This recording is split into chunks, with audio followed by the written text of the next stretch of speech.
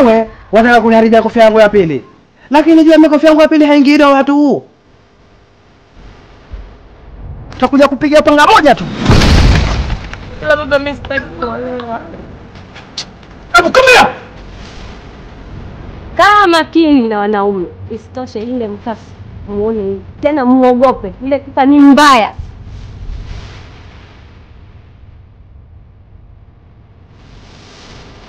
Nimemwona ndugu yako kwa macho yangu mawili yuko na banange wamekaa kipembeni. Yaani watu wote si wa kuamini hata kidogo.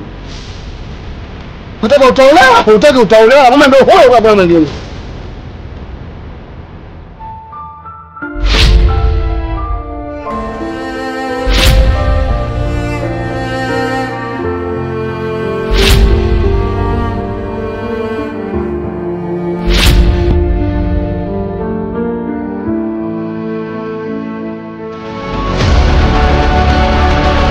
Selamat kembali dengan